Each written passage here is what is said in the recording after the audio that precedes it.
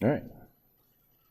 So let's continue. We're just getting into talking about structures, and we're talking about there's ionic bonds and there's covalent bonds. And ionic bonds are not shared electrons, and the charges hold them together. We talked about covalent bonds being shared electrons. We talked about the nature of them sharing. Okay, and that'll come up again later. And then we were doing these Lewis dot formulas for the elements or element symbols, and they're pretty simple. So let's say I do carbon. So this is a Lewis dot symbol for an element. So let's do, I don't know, let's do sulfur. And the first thing you have to know is how many valence electrons you have. So how many valence electrons do you have for sulfur? 6. It's the 4th column, but it's the 6th group. All right, yeah, so there's 6. And this will be really important, this whole chapter, so make sure you understand, like it's in group 16, that's 6 valence electrons. If you have the older and better periodic tables that actually say 6 above the column, you just have to look at the column and it says 6, right? Okay, so, and then you put dots around, and you just start by putting 1 dot, 1, and that represents an electron, the valence electrons. 2, 3, 4, 5, 6, like that. So that would be the Lewis dot. And you can have up to 8 for most, okay? And we're going to call that the Octet Rule, having 8. So 8 is a good thing because that's the same as what? Who has 8 electrons? Noble gases, and they're stable, and so that's what we're shooting for. Okay, so and we have pairs of electrons, right? And we have unpaired electrons like this. So those things to be paying attention to. What else is there I want to say? Oh, and the other thing to recognize too, that everything in a group will have the same general structure to its formula. So everything in group 6 will have 6 dots and it'll look like that. Now, does it matter where the dots go, do you think? Some people say, sure, it must matter. Well, it doesn't matter. You put the dots anywhere you want, as long as, right, you don't violate the rules, and you could really put them in any order you want. That would be okay. You could even go like this. And that would be 6 as well. So how you actually do the dots is kind of up to you. We're not actually talking about what the shape is yet. We'll talk about that at the end of the chapter. Right now, we're just talking about how they're connected. Okay. What determines whether you pair or not? Well, okay, so the difference is that when you have paired electrons, right, and you have unpaired electrons, it helps you visualize that needs 2 electrons to get to 8. Right? And so it's a visual tool to help us figure out how these things come together. But you don't really have to write them all paired on that. Yeah, so if you actually did, like you said, can you do like that, right? That's wrong. Why is it wrong? Because you're supposed to keep them unpaired. It's just the rule. You have to keep them unpaired as long as possible. So you just start putting dots on, and then it's kind of like the orbital diagrams, the same idea. Although I think these came before orbital diagrams. So you have the line, and you put electrons individually on the lines, and then you pair them up. It's the same idea. Part of the rationale is that if you have a space for another electron, right, like space that you can spread the electrons out. Electrons are negatively charged, so they're going to want to spread out as far apart as possible. The thing that doesn't come out when you're just drawing these initially is that molecules are 3-dimensional. There are very few molecules, especially in this class, there's none, that sit square, like has squares, flat. It's actually a 3-dimensional object. But you don't see that drawing it on paper because paper's 2-dimensional. But we'll work with that today, try to get that a little better. So we talked about this already, that there's something special about 8.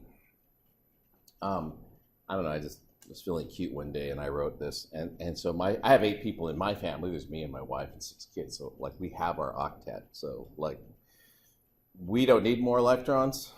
I mean, if one comes along, we'd be totally happy, but I'm waiting for grand electrons. Some of you are like, what? Never mind. So, but not everybody gets to have 8, and some people get to have more. I have a friend who has 7 kids. I seem to know all the people with a lot of kids. Like, all my friends have a lot of kids. I'm like, huh, I wonder if that was happened on purpose. Okay, boron. How many, if I were drawing boron's Lewis dot, what would it look like? Yeah, 3 single dots like that. And you notice there's not a dot down here. That's just empty. And when we're talking about covalent bonds, we're talking about sharing. It doesn't have enough electrons. Like, it could share a spot here with another atom and share a spot here. It could share a spot here. But then the bottom one, it can't share because it doesn't have like an electron to give to make a bond, right? So boron doesn't usually follow the octet rule because it only has 3 valence electrons.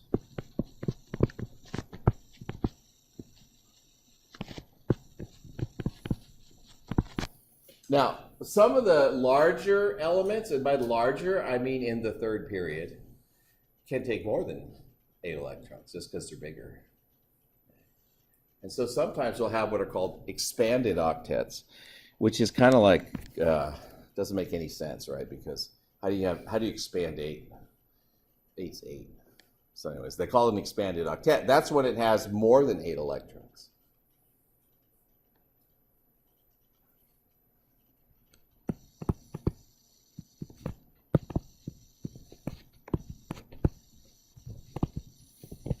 So I just want you guys to be aware of that as we're doing this. When we get down to some of the more complicated examples, we'll have some expanded octets. Okay. So we're going to do ionic bonds first. Ionic bonds come from ionic compounds. So like when you did the nomenclature, metal, non-metal, ionic compounds, right? Those ionic bonds are all made by like the unequal sharing of electrons, where something takes electrons and something gives electrons up. And the reason that they do it is they primarily do it, right? They primarily do it to lose or gain electrons to form the octets that we were talking about. They're trying to get to 8. So that's their goal. So metal, non-metal, lose and gain electrons to form the ionic bonds, but the losing and gaining is to get to the octet. And these are all done with Lewis dot structures. Okay. So for sodium chloride, for example, sodium ion, we'll start with this. Oops. I just put the brackets there to remind myself. Sodium, the Lewis dot looks like that. All right, because it's in group 1. And that's my metal. And chlorine looks like that, because that's my non-metal. Now, when sodium loses its electron, right, it loses it to chlorine. And then it becomes sodium plus. So this is actually for sodium ion, that's its Lewis dot. Problem is, it doesn't have any dots.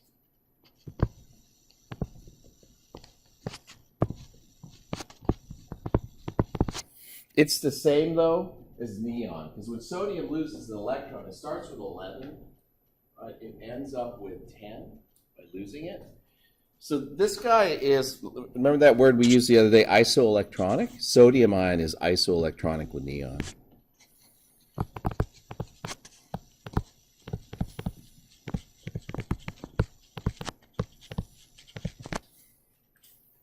And that's the noble gas, the Octet Rule thing that we were talking about.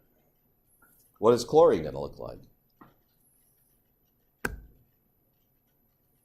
If I draw it. Because it gains an electron, right? So if it gains an electron, it'll have 8 electrons around the outside. So I left this open like this so I could draw it. Cl and then dot. It's completely full. And then you have a negative charge. And whether the negative's on the inside or the outside, I don't really care. The brackets mean that charge goes with everything on the inside. It's not the curved ones, but it's the brackets. For this means that the negative applies to the whole thing.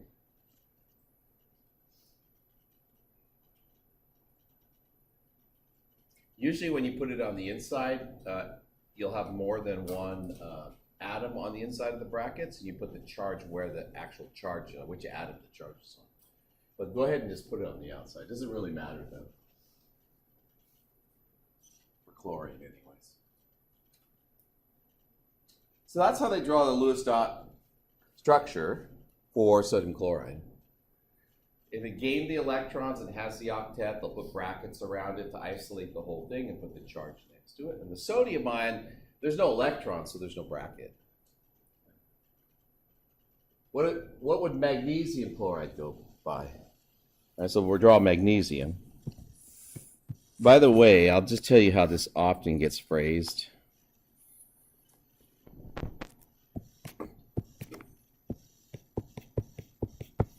They'll say, what is the structure for the compound predicted for magnesium and chlorine? What is the compound predicted? So magnesium, this is why they say that. Magnesium has 2 valence electrons, right? So how many does it have to lose to get to be like a noble gas? Look where magnesium is. It has 2 valence electrons. And if it wants to be like the noble gas, like neon, how many does it have to lose? 2, right? It has to go from 12, 11 to 10, so 12 minus 10 is 2. Or you just count backwards. So it's actually going to have to give up both those electrons. Who's it going to give it to? Chlorine. But chlorine can only take 1, right? So it has to be 2 chlorines in the formula. Okay. That's why they say, what is the formula predicted by the compound of magnesium and chlorine? It would be MgCl2 because the magnesium has 2 electrons to give, but the chlorines can each only take 1. Make sense? Early, huh? Did you drink coffee? You should start. I'm kidding. I had coffee. You know what I want right now? It's more coffee. Yeah, it's a bad habit. But I still want more coffee. At least I'm not. No, I was going to talk about something else, but it could be worse. It's just coffee. All right, so this is what you're going to do. Like 1 electron goes here, right? And then you'll have another, you'll have another Cl, because you know you need to give up a second electron. That'll do it, just like that. Right. And then you end up with the magnesium ion, which is +2. And then usually they just draw them like this. They'll surround the magnesium, the cation, with the anion, or vice versa, the anion with the cation, depending on which one you have more of. So if I had more magnesiums, those would have gone on the outside, that kind of thing. And then these are the Cls, and they'll have 8 electrons each, and a negative charge, like that. I just fit the negative charge in where it fit. But. So why don't you do aluminum chloride and see what you come up with, and then I'll do it. I'll give you about a minute. And then while you're working, I'm just going to draw it. So if you don't know what's going on, you can peek, and that might help you.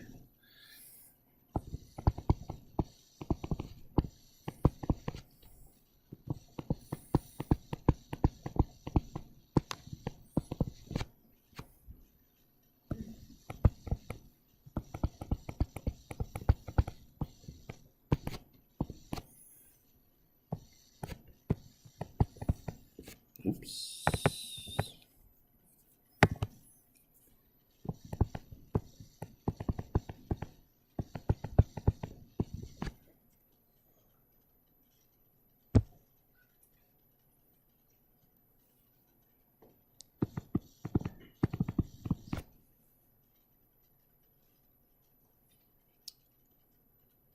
Doesn't matter where the chlorines are. Doesn't have to be on the top. I put one at the bottom just because that's where I had more space.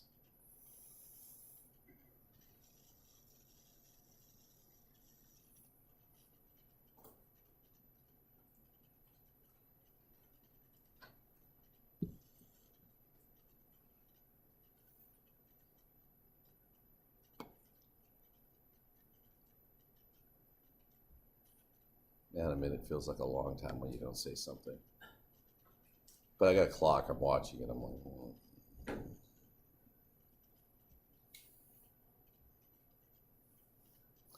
Is that what you're headed towards, something like that? Right? Okay, good. So that's how you do all ionic compounds. You just draw ions and you put brackets and you stick them together and that's it. Now, we're not talking about polyatomic, actually, we're just talking about monatomic ions. When we do polyatomic ions, there's a little bit more work involved, so I'll show you one of those later. All right. So, we're going to do a worksheet. That's actually tomorrow. Today is the lab. I'd rather do the worksheet today, but how many of you actually printed the worksheet? Oh. How many printed the lab? How many didn't print either? Dude.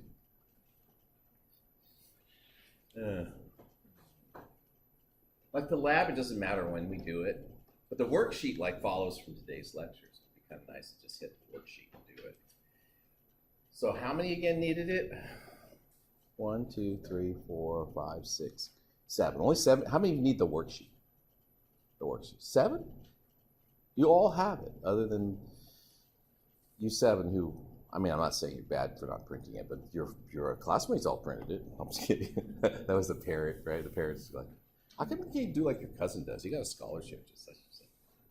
Because I'm not my cousin. I'm recording this, by the way. I'm sure my cousins will listen to it at some point. One of the cousins will find out about it and be like, there's 12 of us, right? And then he ratted you all out. Okay. Yeah, so I'll print that out. And we'll do that today. And I'll tell the lab tech to hold the lab till tomorrow. It also works better with us not having weighed the product from yesterday's lab. And then we can weigh today and then do the worksheet. Okay, so you're going to have to, when you draw the Lewis structures of covalent compounds, so that's where we're at now.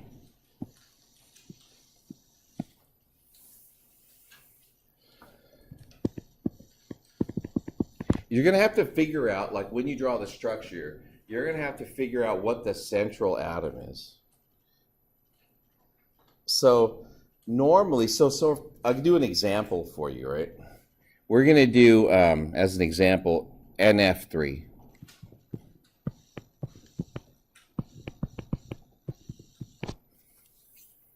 You have to decide on central atom. Now, I've read a lot of people writing about stuff like this, and they talk about different properties that you should look at and all that. But honestly, the central atom is usually the one you have the fewest of, right? So the nitrogen would be in the middle. That's one way. The other way to do it is to look at the Lewis dot. So that's nitrogen. We've done that one already. What's fluorine look like? How many dots? 7. So we'll do 7 dots around it. And if you're having a hard time picking up, like I put 5 dots on nitrogen and we're doing 7 for fluorine. If you're having a hard time picking up on that, you should really pester me about it so that you're not always confused every time I do it. Okay, so if you need to decide on a central atom, then what you're going to do is you're going to stick the nitrogen in the middle. But there's 2 rationales for that. One is there's only one nitrogen, so it's probably the central one.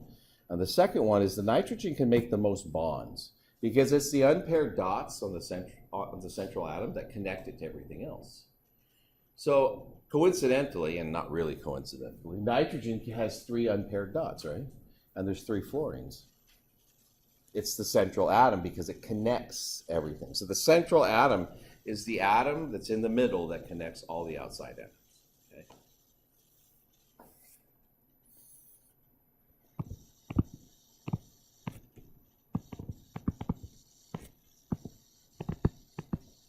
Let me do something really quick.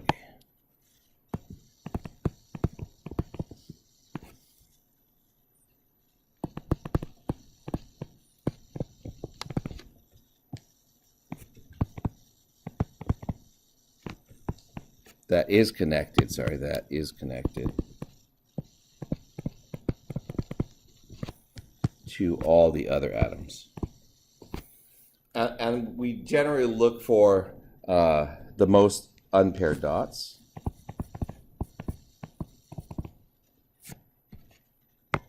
Leaving lots of letters out today. Or we're looking at that there's just one of them. That's the other. So for the NF3, I'm going to put nitrogen in the middle. And then the fluorines are going to be on the outside like this. How did I know there were three? Because I just looked at the formula and it said three. So I drew the list dot formulas for all the atoms. And then you have to figure out how to get the octets. Okay. And so the fluorines are going to do this. They're going to bond to the nitrogen like this. Well, actually, let me be clever about this. Watch this. I'm going to make this dot a different color. So each fluorine will contribute one dot to the nitrogen.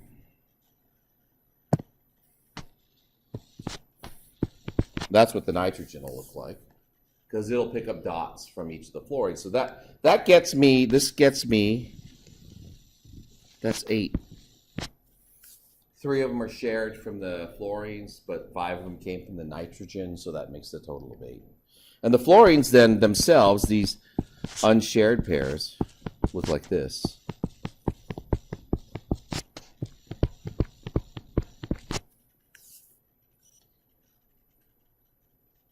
Now sometimes you'll do this and it says this, that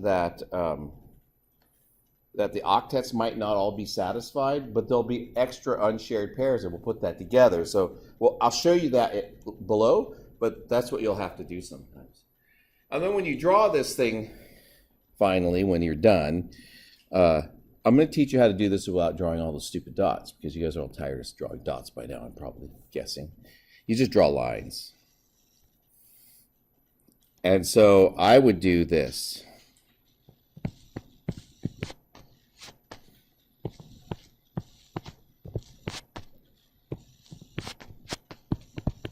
Now, these lines that I'm drawing on the fluorine represent what we call unpaired electrons, unbonded electrons. This guy, his official name is lone pair.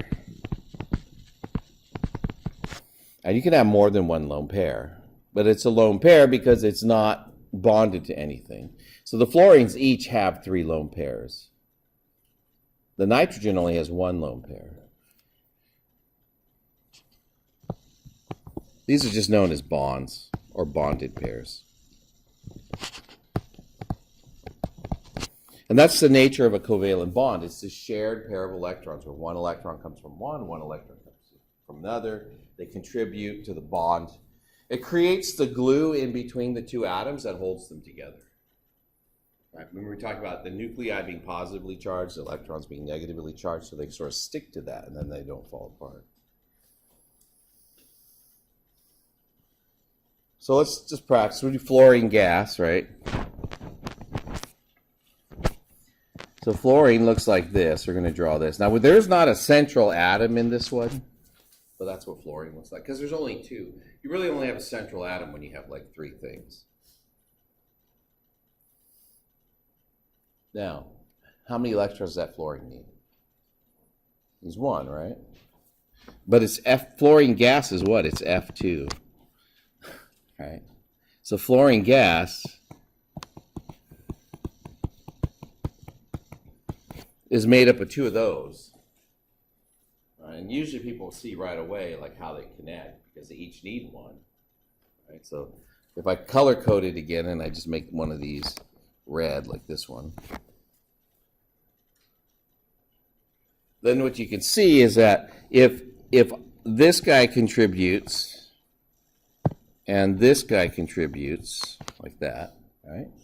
Then what you'll have is you'll have 2 fluorines bonded in the middle like this. And I'm going to draw it as a Lewis dot structure, though, really quickly. This is a Lewis dot structure. You can see that this has 8, and this one has 8. So there's Lewis dot structures and there's Lewis structures. When you draw it without the dots, that's the Lewis structure. When you draw it with the dots, it's the Lewis dot structure. It's the same thing, just one's a little more detailed. And so I'm going to do F2 as a Lewis structure. I would just draw it like this. And honestly, when you advance further in chemistry, because I know you're all changing your majors to chemistry. It's joking. I know you're not. I'm not offended by it. But when you draw if you draw these laters, a lot of times you won't see the lone pair electrons. They'll just leave them off. And so when they draw the Lewis structure for like F2, like I'm teaching organic chemistry in the fall, that's how it's drawn. Right. But you guys have the privilege of drawing every single dot, which I will let you do this. When you see it on a test, right, or you see it in the book, all the dots are always drawn because they can copy and paste. Right? It's so easy to take a pair of dots, paste. You paste them everywhere, and then you're done. But yeah, you can draw lines like that when you're practicing. So oxygen gas, let's do oxygen's O2, right?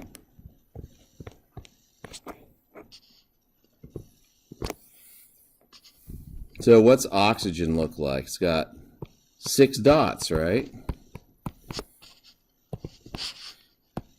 So I'll draw 6 dots. Now, I'm intentionally drawing the dots the way I am so that the dots are kind of facing towards each other because I know that it has to bond together.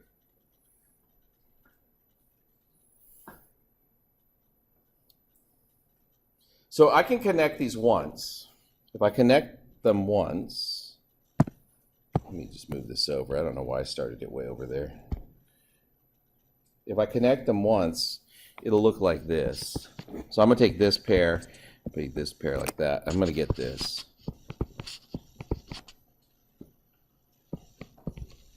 I'll draw it like that. That's what I get. How many electrons does each one of those oxygens actually have? Oh, let me, you know what? I'll do this because it gets confusing if I don't do that. I shared 1 from each. That's what I got. So if I put a circle around the oxygens and all the electrons around it, how many does it have? 7, right? They both have 7. Symmetric, so I know that. How many more do they each need? 1. How many more does each one have? 1, right? So they can share twice. So you can end up sharing a second pair, and you'll end up with this. Oh, sorry. I so badly just want to stop drawing dots that I can't stop myself. It looks like that. So now they're sharing 2 pairs of electrons. 2 pairs, yeah, 4 electrons. I think about that in my head. You should know that by now.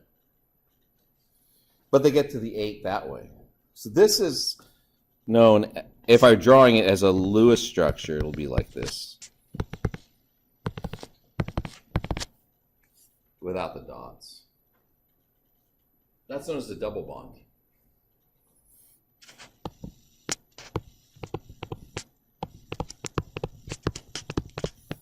And I hadn't said this before because I didn't really have a purpose to say it. Now I can say that's a single bond.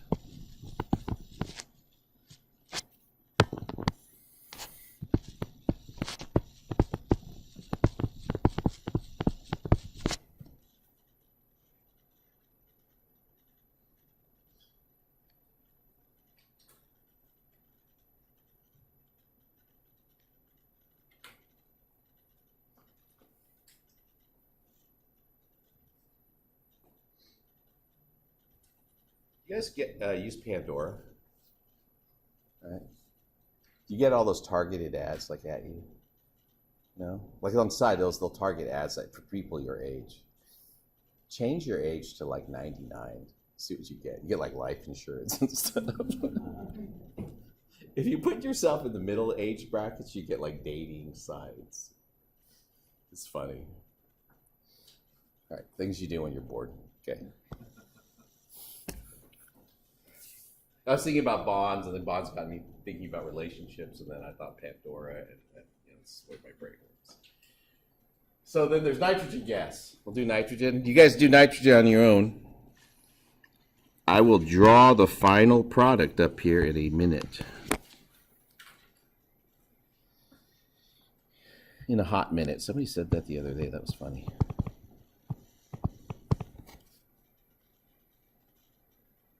It's usually a hot New York, which is a short minute.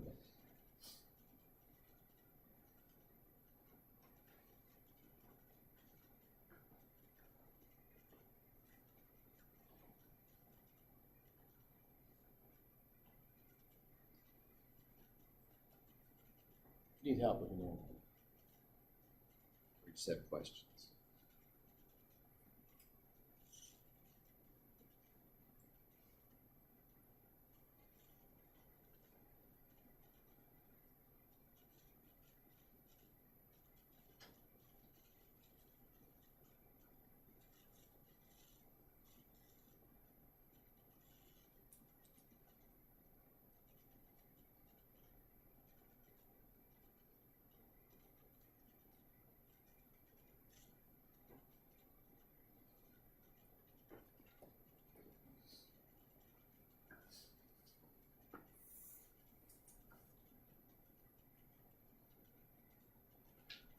Oh, that was more than a minute.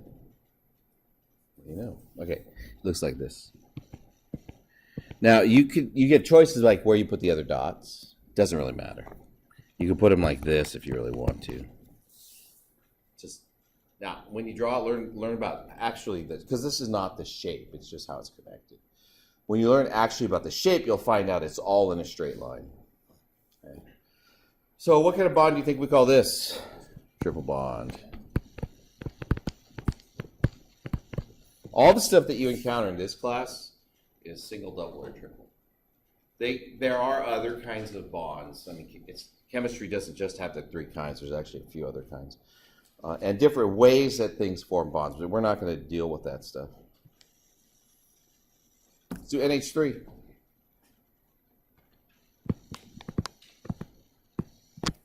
And I'll give you a minute for that one, too.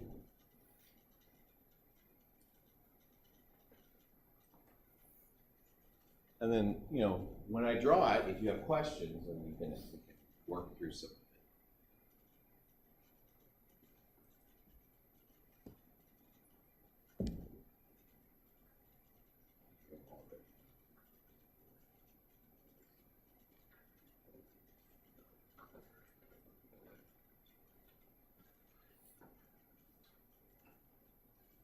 I do the other way too with counting all the electrons. That's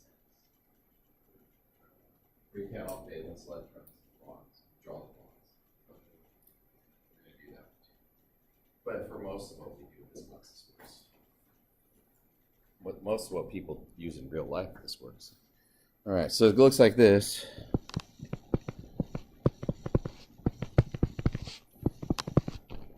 Like that.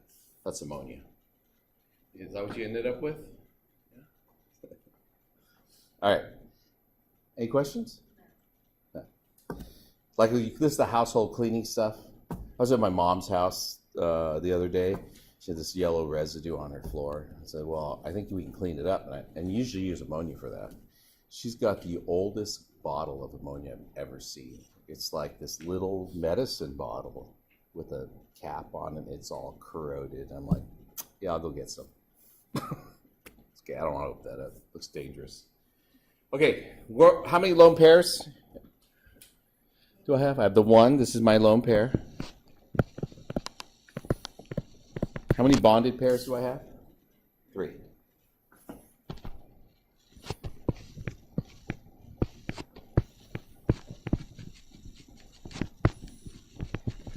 Okay, now we're going to do nitrite. Ugh, nitrite. What's nitrite?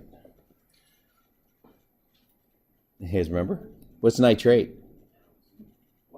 Yeah, nitrate NO3, so NO2, yeah. So it's NO2 minus, right?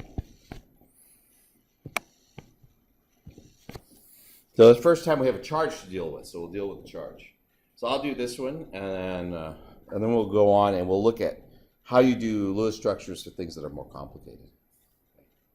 So what's the central atom? Nitrogen, right? Yeah. Put nitrogen in the middle, I'll put the oxygens on the outside. Now, in the Lewis dot, I'm going to have to put a pair in between each one of these like this. Because, right, I have to. And then I'm left with this. You'll get to something like this.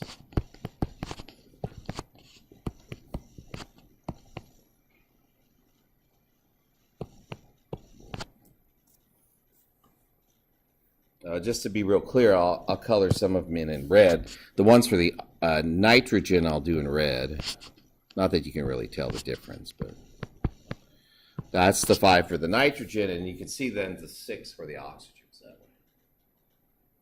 By the way, colored pencils help. Pens. It does help for this stuff.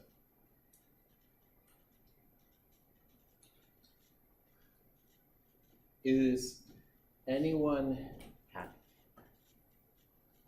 The happy mean, do they have an octet? Does anybody have nobody has an octet, so nobody's happy. Now, can I make somebody happy? All right. One of each of the oxygens right now has 7, right? They got the original 6 and they picked up 1 from the nitrogen. But nitrogen only has 1 more to give, right? So if it does that, then what's going to happen is I'll get a second pair. So I'm going to redraw this. And so I'm going from here to here. I'm going to have an oxygen over here and an oxygen over here. And then I'm going to have to share a second pair. So what I'm going to do is I'm going to do this.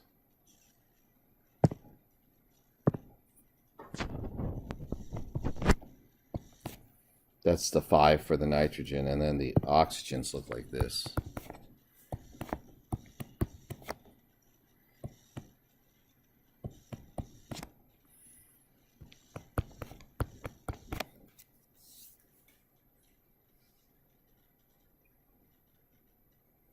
And now the nitrogen and one of the oxygens, the one on the side, they're happy. Are they all happy? Which one's not happy? That one oxygen on the bottom, right? How many electrons does he need? 1, right? What does the -1 charge mean? There's one more electron. Yeah, so you add, that's where the extra electron comes from. So this charges mean, like negative charges, means add an electron. And most of the time, you can just add it at the end, and that's where the charge is. So actually, if you look at this molecule like in detail, and you're not going to do it like here in this class, and you can calculate the charges of each of the atoms. This one is actually neutral. This one actually has a negative charge, because that's where the electron is. Okay. So when I draw this as a Lewis structure, not the dot structure, because the dot structures, gosh, they get hard to look at after a while. I would draw it like this.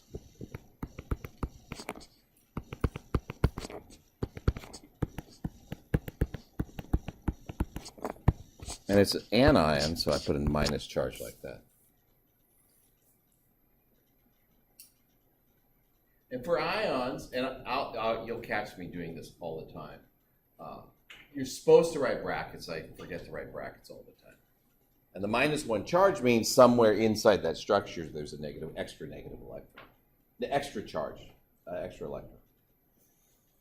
Okay. So this is actually relatively straightforward to do. It takes some fiddling, okay? What I'm going to show you next is how you draw more complicated Lewis structures. And this technique can be used for the simple ones too, and there's less fiddling, less messing around. There's a little bit, but not as much. So what we're going to do is do SO32-. So we still have to choose a central atom, right? And then we're going to put the other atoms around the central atom. Now, just to be clear, the atoms around the central atom only connect to the central atom. They don't connect to each other. They're all separate entities, okay? So what I'm going to do is put sulfur in the middle, just like we would have done before. And we're going to put the oxygens around. That's going to be my skeleton. The other thing that we're going to do is we're going to count our valence electrons. We're going to figure out how many electrons we're dealing with. So for sulfur, there's 6, right? And for oxygen, that's 3 times 6, because there's 6. And then for the -2 charge, I have to add 2 electrons. And so I'll do that at the end, but this ends up being 24, and then I'll add 2 electrons. That gives me 26. That's for the charge. So count your valence electrons up for all the atoms you have, then take into account their charge. Sometimes the charges are positive, and so then you throw electrons out, you just subtract. Mentally, I think it's easier, just do atoms and then take care of the charge. So I'm going to call that my valence electrons. I'm going to call that 26, that number. That's how many I have.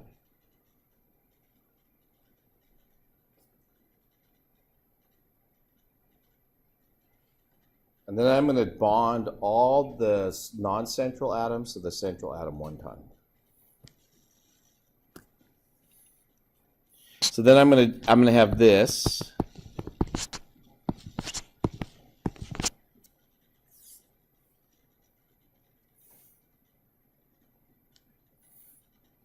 And my bonded electrons is 6, it's 6, but it's 3 times 2.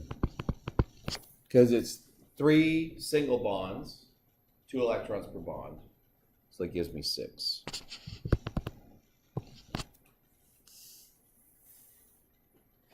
Generally speaking, most of this, there isn't an order that you do it in. You just do it.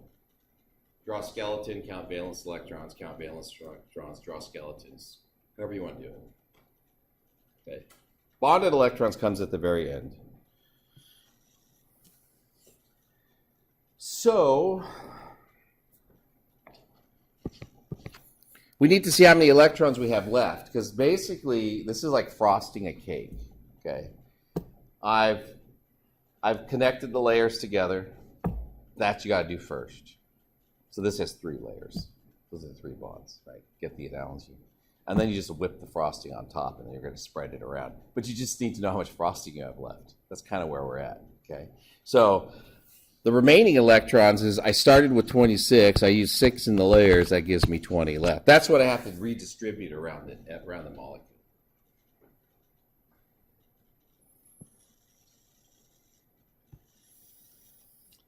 So, let's do it. Put sulfur in the middle. I have my oxygens like this. I have 20 electrons to distribute.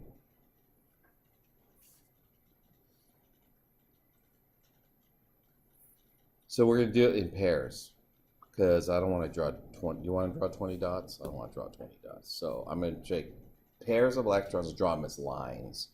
So what I'm going to do is, over on the side, I say 20 divided by 2, because that's for every line. I need to draw 10 lines. Okay? And then I have to obey the octet rule when I put them in there. So basically, you're going to frost the sides. Who's never made a cake? All right, go home and make a cake. So, with frosting and 3 layers. Start off easy. And you're going to go around the sides, and then you're going to do the top. Okay, this is what we're going to do. So we're going to go around the sides. 1, 2, 3. Now, that one has 8 on it. Because if you look at the number of lines, right, there's 1, 2, 3, 4. So 2, 4, 6, 8. That's 8 electrons. So we're done. We can't put any more there.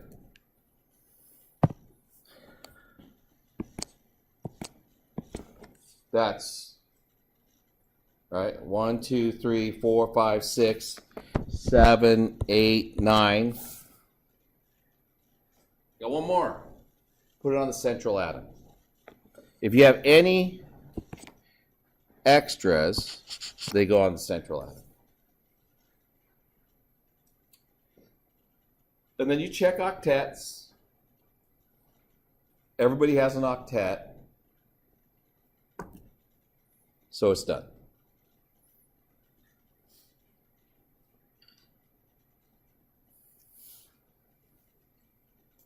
And so it's got a -2 charge.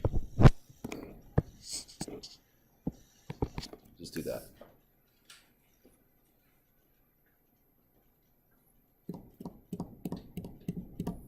Now, if you take Chem 1A, there's like a little bit more to it than that. We'd like take this a little bit further. But for this class, that's where you end up with.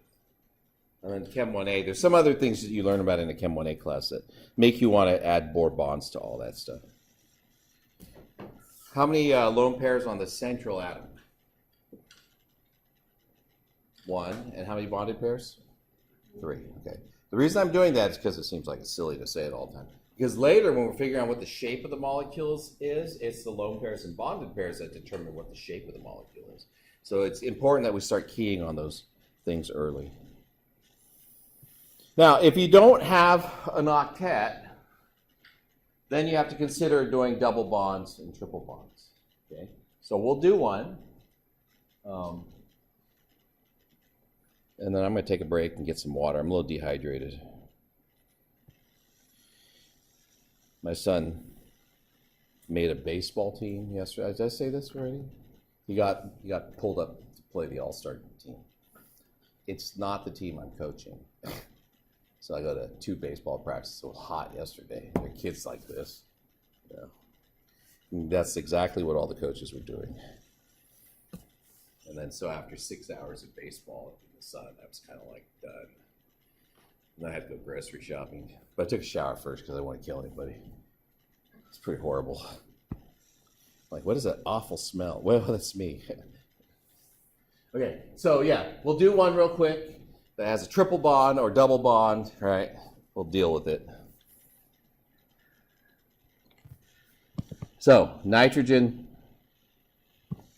and we'll do oxygen, we'll do NO3 minus.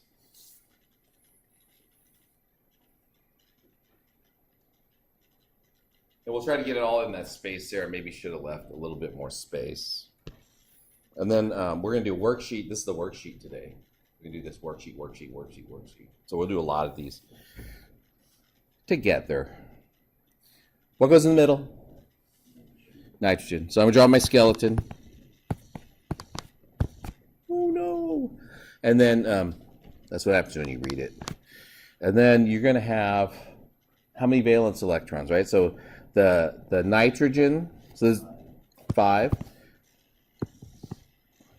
And then the oxygen, 3 times 6, right? So 3 times the oxygen.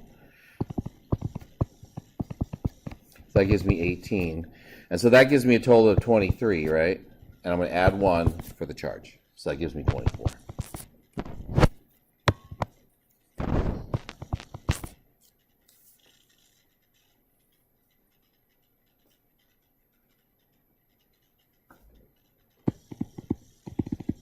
Actually at 48 minutes or so. All right. So, bond everything once. And so I have 6 bonded electrons. So this is my valence electrons. My bonded electrons is 2 times 3, so that's 6. So my remaining electrons, this is the frosting left to put on the cake is... it's 18. It's 24 minus 6. So that's 9 pairs.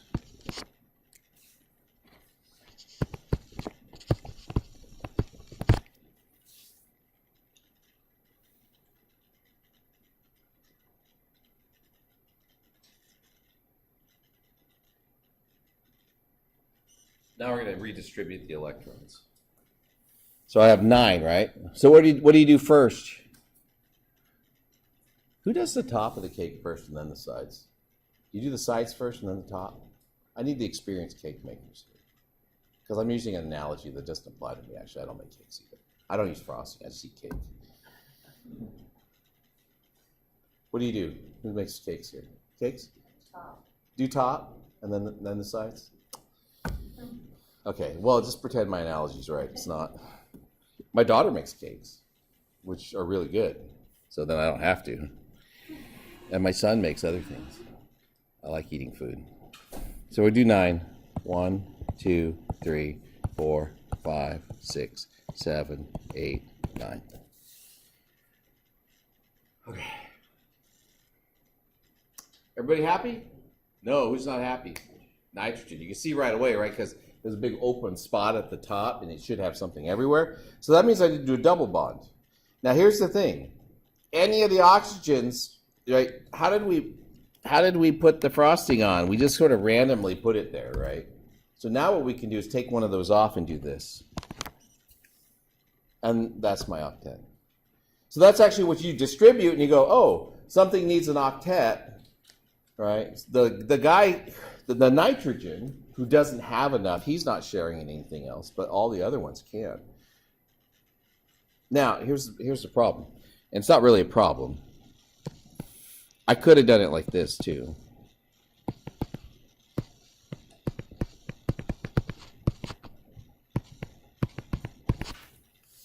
That's also valid. What's the other way? The bottom one, right?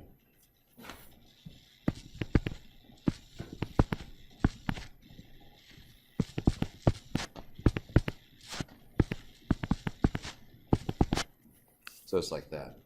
These are all three structures are all right. And it turns out that the actual structure is the average of all three of those. Like, you can draw it different ways. And so what's happening is these electrons are flowing around the central atom, and they average out to be something where there's like electrons like moving around the whole structure. These represent the three possible ways it could be done. And so normally what we'll do is put brackets around anions, because again, I always forget to do that. And then we use this special arrow that looks like this. And these are known as resonance arrows. So these are known as resonance structures.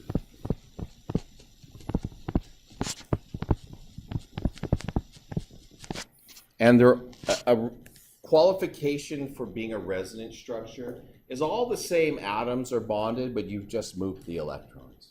They will say that they're equivalent structures. And you can kind of see what they mean by that. That there's a central atom bonded to two oxygens with single bonds and a triple bond with the other. And we would say that there's three resonance structures. Now, a simple rule of thumb, and you'll see this with lots of oxoanions, you have one resonance structure for every oxygen that you add. So if there would have been 4 oxygens, it would have been 4 resonance structures. If there had been 2, then it would have been 2 resonance structures. So exists as an example. I'm going to scroll back up real quick. I know you guys are still writing this down. I'll come back to it. Right. Nitrite, 2 oxygens, 2 resonance structures. So if I had drawn, see, I didn't do it here. This one also has a resonance structure, and you could have drawn it like this.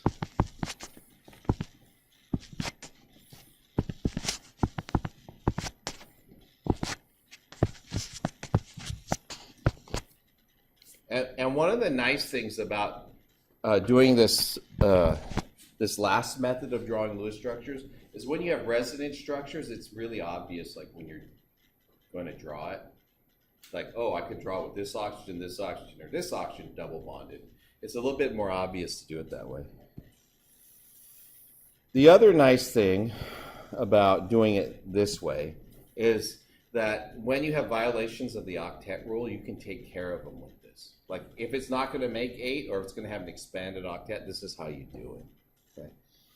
So having said that, I teach people the simple way because on a test or in real life, if you're actually having to use this stuff, you can quickly draw Lewis structures for most things just by looking at their Lewis dot formulas. But then there are some things that you can't, and that's what this method is for. I already mentioned the incomplete octet, like boron, and then expanded octets. And we'll deal with some of those things in the worksheet today. So we're going to take a break, and I need to go get some water, and I also need to So we've done Lewis structures, we talked about resonance and all that kind of stuff, and we're going to practice that on a worksheet. But one of the things you have to do is you have to learn the shapes of molecules. And so what I'm actually taking you through, see the big blank thing that's here? I'm going to fill it. This will be a table. But I'm going to show pictures and stuff too. So we'll see how this goes. All right. So VSEPR theory. VSEPR stands for the valence shell electron pair repulsion.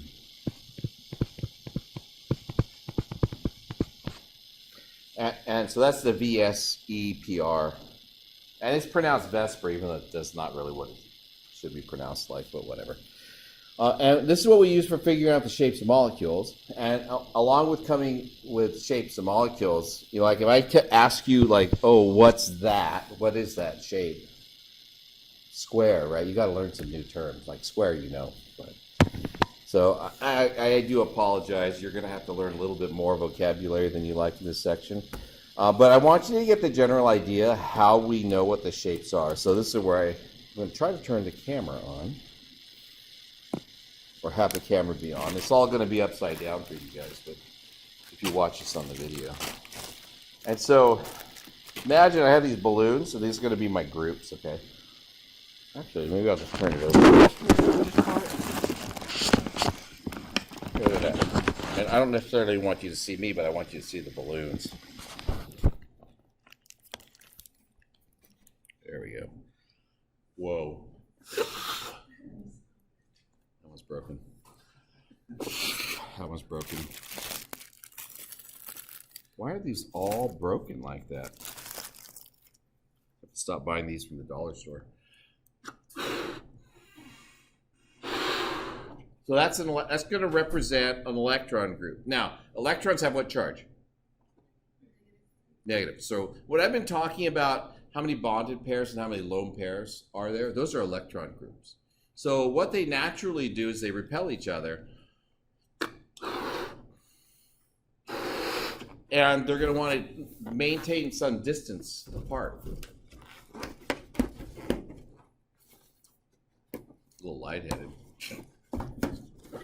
And so, like, these will naturally form this kind of shape just because they occupy space. So this is supposed to represent either a bonded pair or a lone pair. And if I have two groups like this, they're going to just try to spread apart. Okay? Now, let's say I make my hand the central atom, right? Or the knot is the central atom, just to give you that idea. That these two groups will go 180 degrees apart from each other. We would call this linear. So this would be like an atom in the middle, and then two groups on either side. And we would give this a notation, a designation of AX2, and I'll draw some of these things down, but the shape is linear. Okay? What we call the electron geometry is linear. So these represents the groups that repel each other. There's a central atom in the middle. Now, if I take a third group and I add it, I don't have a particular color I want to use up. I'll just use red.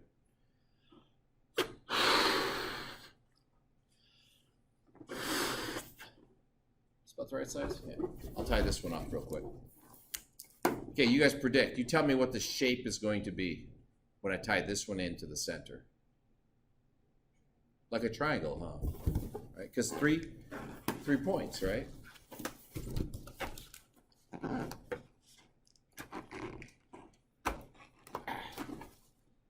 That's the shape. Now, it's flat, right? So we would call this Trigonal Planar. Now, I made this group bigger than these other two groups.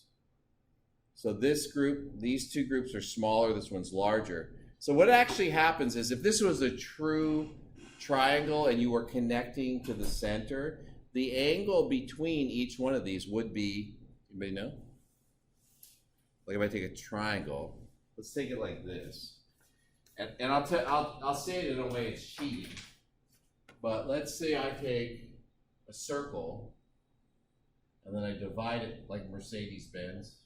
What's that angle? So this is 360 all the way around, right? So what's the angle? Just remember, 1/3 of that, so it's 120. So it's 120 degrees. Now, that's if the repulsions are all the same. So I made this one bigger, right? So that means this angle is larger and this angle is smaller. So that's going to actually happen in real molecules. Like some of the groups are bigger than the other groups, and what they end up doing, oops, sorry. Not very good with a camera. What they'll end up doing is these two groups would be closer and these would be further apart this way. Okay. But it's still, because of this sort of shape that's like this, it's still going to be 120 degrees roughly. It's not going to be that far apart. So now what I'm going to do is ask you to think about what happens when I bring in a fourth group.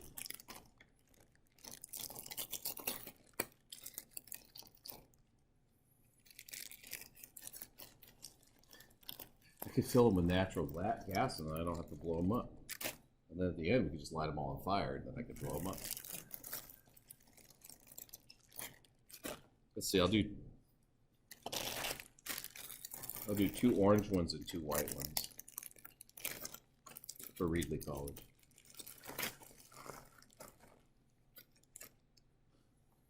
I love these bullets. It's a dollar store.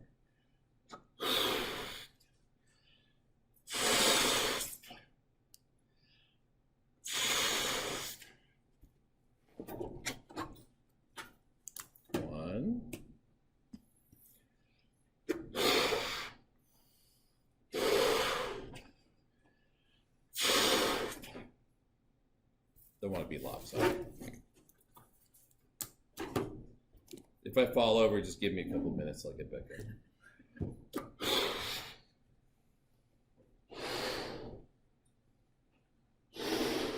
You see how that's not falling off? You know why it's doing that?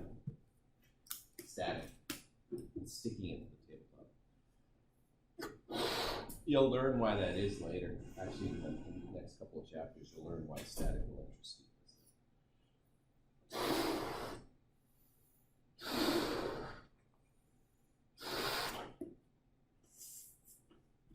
Okay. Let's go be lazy and time together.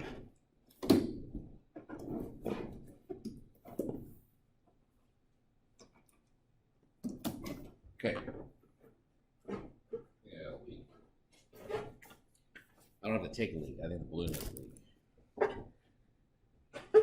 Should I not say that in class? I'm always wondering, like, I say stuff in class and I wonder if I can get fired over that.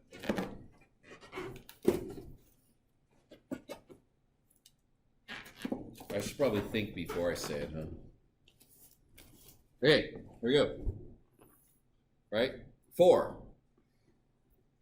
What's it going to look like when I put these together? Huh? Square? Square-ish? Right? That's a thought. That's a common thought. But that's 2-dimensional, right? So now, it turns out 3 objects can be in a plane, because that's how we define a plane. Trigonal planar, that's what we called it. But if I do 4, it doesn't have to be in one plane anymore. So like what you're thinking is it's going to look like, it'll look like that, right? Sorry. But what it naturally wants to do is this. And this is the group. This is the tetrahedron. Okay, so that's one of the shapes you probably haven't heard before, but it's a tetrahedral geometry. Now, this is the electron geometry. The 3 groups stay together. The 4th group, whichever one of these you want to call the 4th group, pushes the other 3 down. And that's what gives it its 3-dimensional shape. The center is still like right here. So it's in the middle, surrounded by the 4 groups. Now, you can do 5 groups and you can do 6 groups, but for the most part, we're not going to actually do those shapes in this class, but just for funsies. Can I say that? And I like balloons. That's the other reason.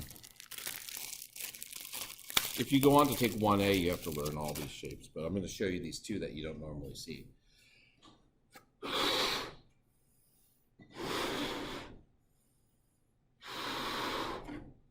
There we go. Let's stick this one in there. Now when I add this to this, what's going to happen?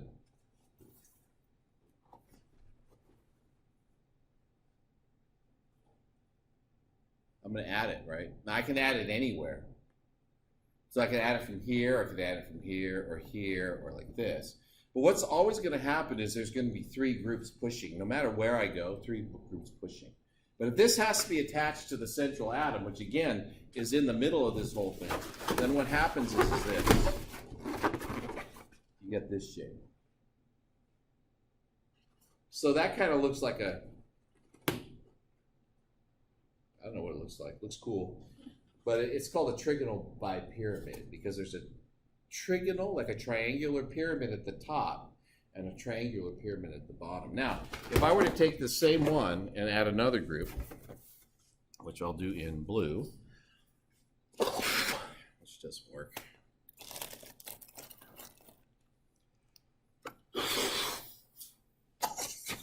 Either.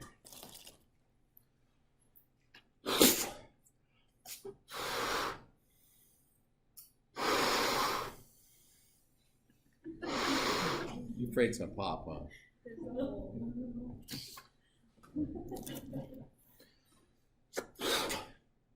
That one's got a hole in it too.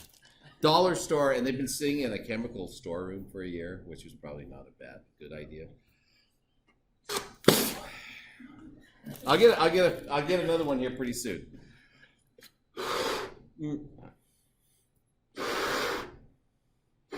Get deep enough in the bag, you eventually find a good one. So I'm going to add 6 groups. We're only going to do 4 groups, okay? So I'm going to add this in here. What do you think it's going to look like?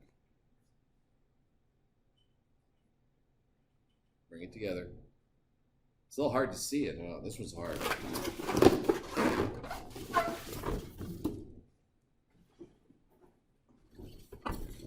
Hey, get it.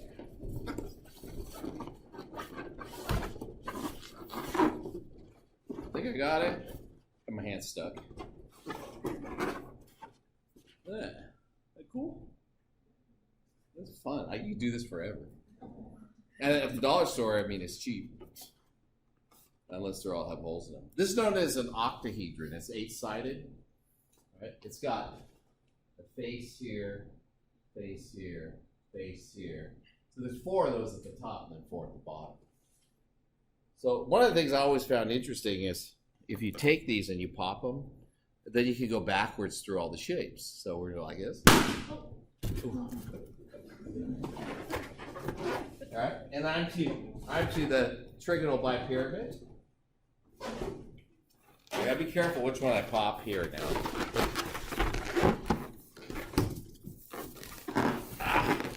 Get in there. And then there's this one. So that's the trigonal pyramid. I go like this. Back to the tetrahedron. Yeah. Now which one should I do? Which one don't you like? Should I get rid of the orange one so that they're like one of each? Yeah. Symmetry, people. I don't know how this is going to work exactly, but I'll do this. So that's trigonal planar. Now which one? Yellow? I like yellow now. And then it'll go back to linear. And then somebody has to pick all this up. So anyways, I'll just leave it on the ground for now. Those are all the shapes. So let's summarize that by drawing it up. Get back to draw board here. I'm going to flip the screen over. The screen's going to be a little bit more wonky thing. And I'm going to make a table. But just as a reminder, what we're calling groups. Groups are any bonded atom. So it could be a single bond, double bond, or a triple bond. So any of those bonded groups. and it can be a lone pair. So those are the things I'm referring to as groups. So if I have a central atom, and let me do this real quick. I'm going to shut this off because I think it's hogging resources. I don't even know if I can shut it off.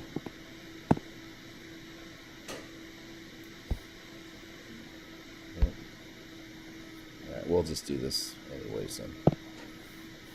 Yeah. I'll have a central atom like this. AX2.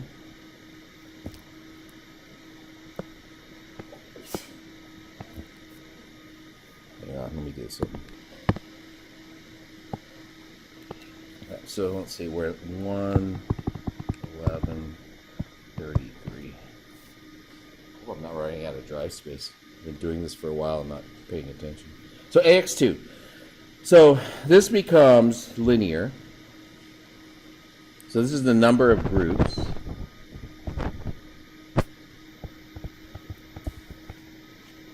So we have an electron geometry. Oh, groups and lone pairs, sorry.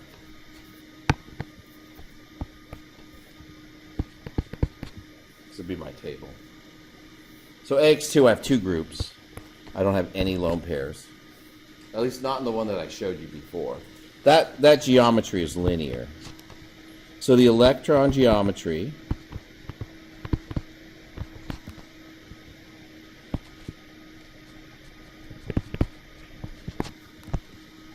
and we're also going to have the molecular geometry.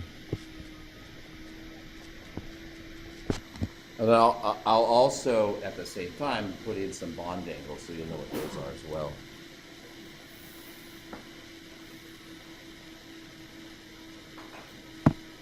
I'm going to slide all this thing over a little bit. Okay. So, my electron geometry is linear, and my molecular geometry is linear.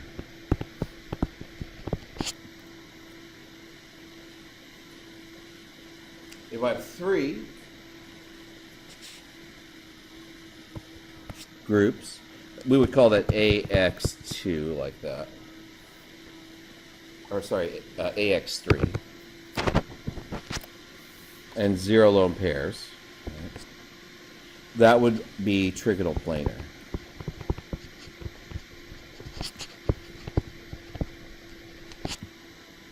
Electron geometry and the molecular geometry is called trigonal planar.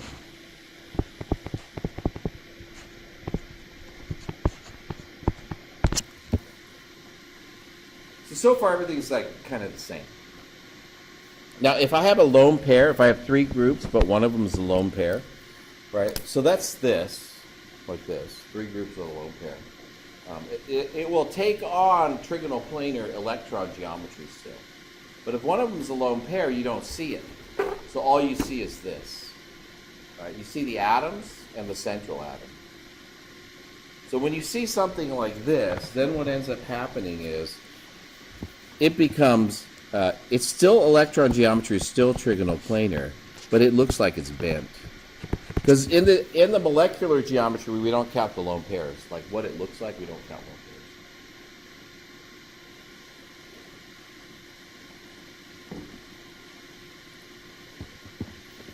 So in the notation that people typically use, it'll be AX2E. Now this AX notation, you don't have to know that. It's not required. But at some point, if you go on, you'll need to know what it is. It's more like a 1A thing. What did we call 4 groups? You guys remember? You remember the shape? Right? The shape was not flat, but it popped up. So it's called a tetrahedron. So if I have 4 groups, 0 lone pairs, we call that a tetrahedron.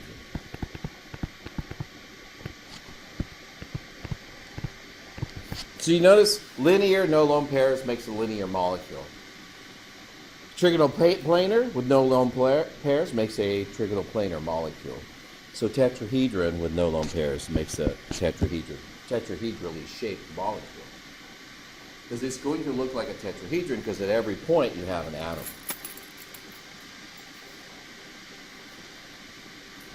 Everywhere. Okay, that would be AX4. That's the notation. The next one would be AX what? Like looking at the pattern. Well, AX5, but if I was to put a lone pair on it, it'd be AX3 and then an E. AX3E. This still adds up to 4. Okay. So that's going to be 4 and 1. 4 groups. One of the groups is the lone pair. Its electron geometry is still tetrahedral.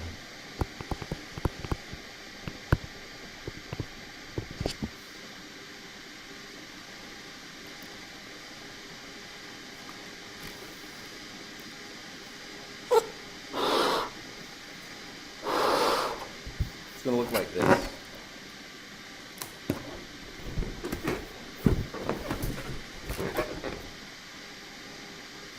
So, even though there's 4 groups, that defines the tetrahedral shape. This group is not counted. This looks as a lone pair. This is not counted in the overall molecular geometry, what the molecule looks like. So this is known as a trigonal pyramid.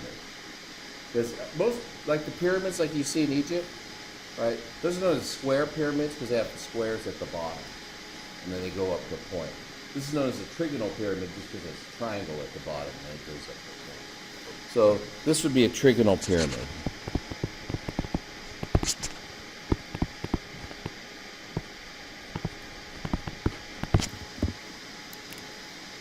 As an adjective, it would be trigonal pyramidal. The noun is trigonal pyramid.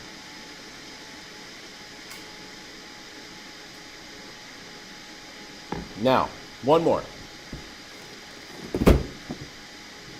Sorry. I need another blue balloon.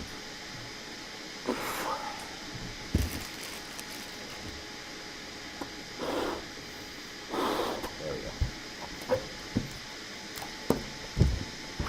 Put this together.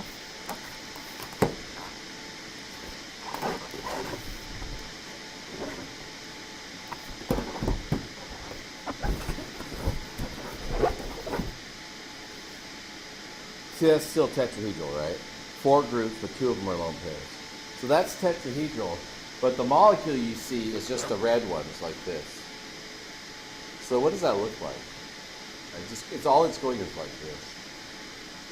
So this looks like it's bent. Yeah, so this is bent. And you'll notice the description's not that good because if you have 4 and 2, it's still tetrahedral because of the 4. But now it looks like it's bent. So there's trigonal planar bent and tetrahedral bent.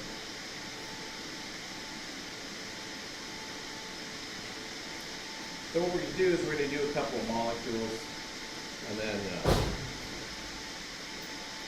classify them by their shape. I'll teach you a little bit more how to draw these things once I give you the name, once we practice with some actual molecules. And then in the lab today, we're going to actually build a whole bunch of them. And you'll draw them as well. I'll give you what are called model kits. They actually have the holes in the right places, and you can just stick them together and feel them and see what they look like. Okay? All right, so let's do everybody's favorite water molecule, H2O. And we're going to do the Lewis structure for H2O. And when you do the Lewis structure for H2O, you'll find out that it looks like this.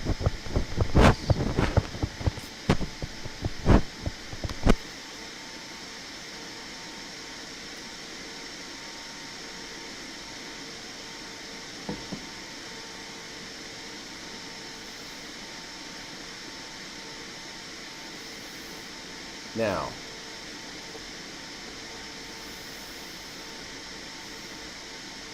how many lone pairs? 2. And how many bonded groups? 2. So that's 4 groups, right? 2 lone pairs, 2 bonded groups,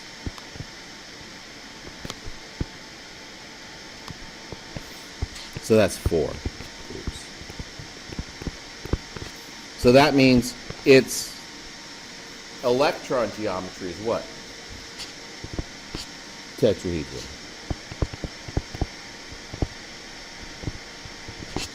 So it's actually this one, because these are the 2 lone pairs. So when we look at a water molecule, right, water molecule is actually tetrahedral electron geometry. I'll abbreviate that EG. And because it has 2 lone pairs, it's bent in terms of its molecular geometry. Now, I didn't say this. Let me fill some angles in here. A tetrahedron, it's 120 degrees. That's, oh, sorry, 100, wrong. That's Trigonal Planar. It's 109.5 degrees. I already told you what, like, a triangle is 120. Well, this, it turns out if you add another group, the angle between them gets smaller. It's 109 degrees between the groups. So, like, if this is, if you draw a line from, here to here, that angle from here to here, that's 109 degrees, roughly 109. So this is what we know as the bond angle. So for water, it's approximately 109 degrees. I'm going to modify this in just a second. It's 109.5 degrees. That's for pure tetrahedron. Right? Now, lone pairs take up more space because they're not actually bonded to anything. They just occupy more space because they're not actually bonded to something. So if these groups are actually bigger, what happens to the angle that's here? If these groups are bigger, right, this angle gets smaller. So in general, the way this is done is they say it's less than 109 degrees, 109.5 degrees bonding. It's approximately, when they measure the angle, it's 104 degrees. 104. It's about 5 degrees. It's not that big of a difference, about 5 degrees. But you know, it's just one of those details people need to know. Let's do NH3. We did NH3 already. We drew the Lewis structure for NH3. NH3 you'll find looks like this.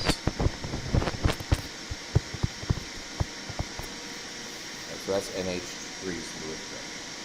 How many lone pairs? 1, right? Oh, sorry. 1 lone pair. How many bonded groups? 3. That's a total of 4 groups. So that means the electron geometry is tetrahedral. And then, you know, for ammonia, NH3, only one of these is a lone pair. So you go back in the chart that we just drew, up on the top right here. It's this one. It's a Trigonal Pyramid.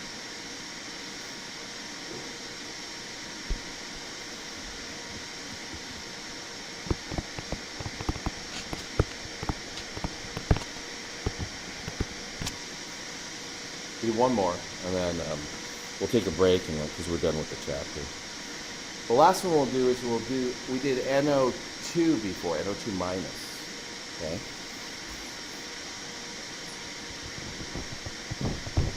And what we found out for NO2 minus is the Lewis structure looks like this.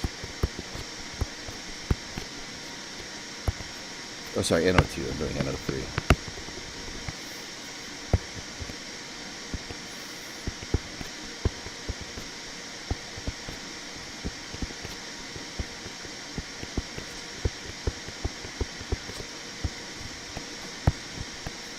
And again, we're talking about shapes of molecules. We're really concerned with the shape around the central atom. How many lone pairs on the central atom? 1.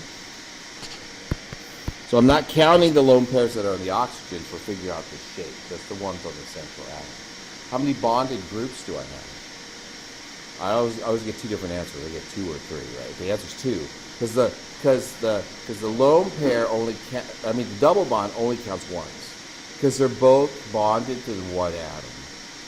So in terms of bonded groups, I have 2 bonded groups. This counts as 1, and this counts as 1. So that's the purpose of the little note that's up here. It says electron groups that count as one group. And then it lists single bonds, double bonds, triple bonds. Those are all one group and lone pairs. Okay, so what's its total? What's the number of groups total? It's 3, right? So what is that? Trigonal planar, right? Yep. Planar, that's my electron geometry, and then my molecular geometry is bent. So that's how that's used. I think it covers all the kind of weird variations you might see. We're going to take like a 10-minute break, and then we'll come back and we will do 13 and a bunch of 15.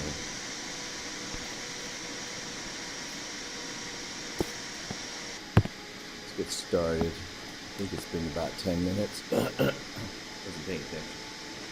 So before we go into chapter 15, remember this is the section we're going to jump ahead. We're going to do chapter 15 and not, I guess it would be 11. We'll get to 11 after we do 15. But there's a lot of concepts in chapter 15 that are important in understanding a lot of the chapters that come before it. So I thought we'll just shift it. It's kind of a chapter on its own. But before we do that, we have to talk about a concentration unit out of chapter 13. So we're actually looking at chapter 13, or we're looking at section 6, just that one section. And what we're going to be doing is I'm going to try to teach you about a unit called molarity. And molarity is moles of solute over liters of solution. Moles of solute over liters of solution. So just to be clear, like solute is what is dissolved in water. In this case, we're doing aqueous solutions. So like if you take salt and you put it in water and you stir it up, that's a solution. A solution is a homogeneous mixture. The solute is the sodium chloride. Okay. The volume is just whatever the volume of the solution is that you prepare. So for salt solutions, examples, NaCl is the solute. And then the solution contains the salt and the water together. That's the combined volume. So this is the volume of the whole solution.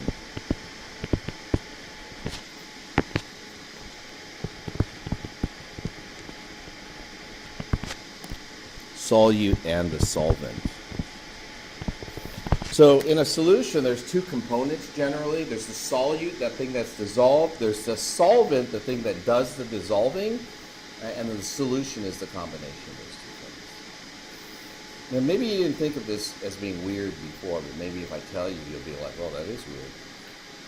Have you ever noticed, like, if you like put sugar in tea and you add it and you stir it around, the volume doesn't change? Where'd all the sugar go? Like if you put 2 tablespoons in a cup of tea, it's still about 1 cup. So where'd it go? Right? It's in between the molecules of the water, and the water molecules are attracted to it, and so they get closer together, and actually the density of the solution goes up because the volume doesn't increase. Weird, huh? If you take a couple of teaspoons of salt and put it into a couple of cups of water and stir it, the volume doesn't change it. In fact, if you take like pure ethanol, that's the stuff that people drink, right? And I get it in the lab for experiments. We have to get it absolutely pure, so it's like 100%. So in proof terms, for those of you who are grown-ups, that's 200 proof. That's the stuff you don't drink. It's like the stuff you strip paint off the walls with. That's just nasty. Anyway, take 200 proof alcohol. I take a liter of 200 proof alcohol. on a liter of water, and I mix them together, right, your common sense would say, oh, that's 2 liters, right? It's 1.8. There's actually less volume after you mix them together than before you started. Because the molecules are actually more strongly attracted to each other than themselves. And so they squeeze together and the density goes up. It's weird. So solution is not obvious. Like when I say it's liters of solution, it really isn't the volume of the two together. It's two separately. It's the volume of them together, which isn't always the same as the total. So I mean, it's weird, but just wanted to throw that out there. So we're going to be talking about molarity. So if I have 12 grams of sodium chloride, right, and I want to make up 750 milliliters or 0.75 liters of solution, the way you calculate the molarity is you say mass of solute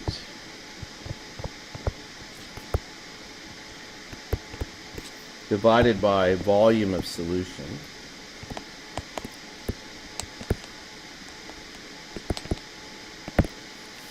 And then you convert the mass over to moles. So I gave you the molar mass, it's 58.44 grams per mole. You want to be left with units of, over in the end, you want to be left with units of moles per liter. So the liters doesn't have to change, but the mass does. It has to be changed to moles. So it's 58.44 grams is 1 mole. And then when you do all the math, oops, can't open it that way. You're going to get,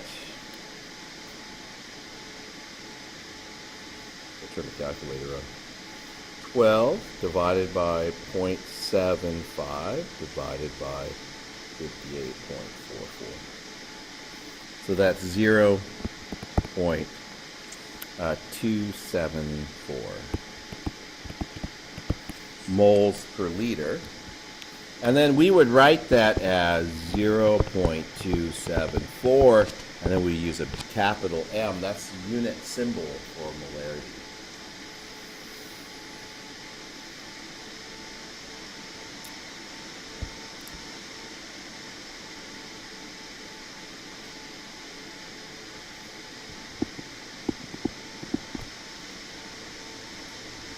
Okay, so do a couple other calculations. We're going to say, there's an extra, get rid of that, there's some water. How many liters of 0.34 molar glucose, and gives the molar mass, are needed to get 0.176 grams of glucose?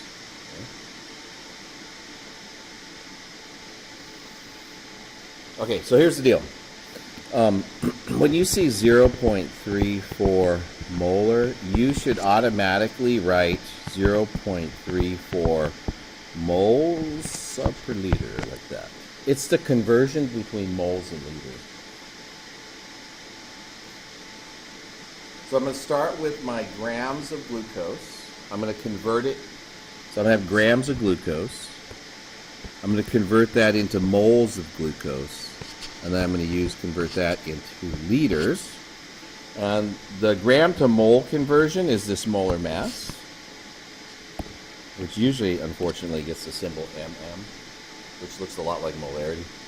And then to go between moles and liters, I'm going to use my molarity here. Because molarity is the conversion between moles and liters, and vice versa. So what do I want to get rid of if I'm doing the unit conversion now? Get rid of grams, right? So what goes on the bottom? Yeah. And it's 180.158 grams. And on the top, it's 1 mole of C6H12O6. And then that gets rid of grams.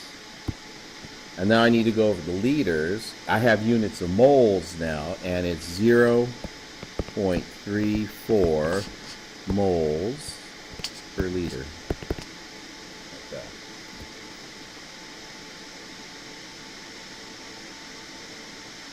So 0.176 divided by 180.15 divided by 0.34. And I end up with a little tiny number, 2.87 times 10 to the minus third liters, because the moles will cancel. In milliliters, it's 2.87 milliliters. Get that. It doesn't take much.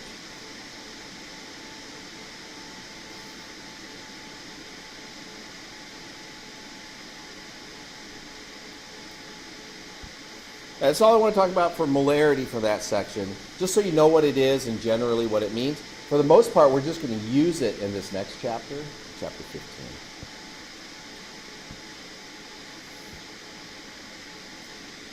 Okay. Chapter 15, kinetics. Some definitions first, right? Kinetics is, it's kinetics and equilibrium. Kinetics is how fast a reaction goes. Number of molecules that react per second, moles per second. Kinetics is about rate.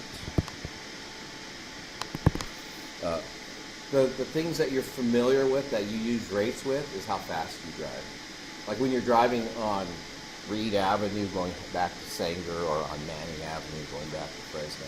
Right. Whatever your miles per hour is, that's the rate. It's how far you're traveling over a unit of time. So rate is per unit time.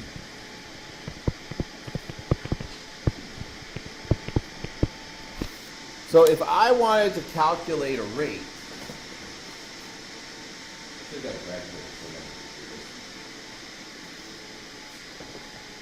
I have these two beakers and a stand, and hopefully I don't drop water over everything. I'm going to put water in one of these.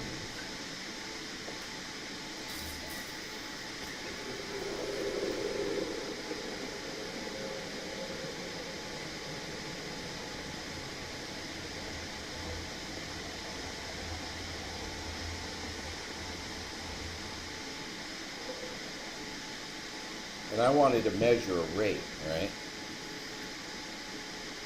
I could measure a rate by sticking a hose in one end. I don't know if I can do this or not. Oh, you should do this because he's a little baby.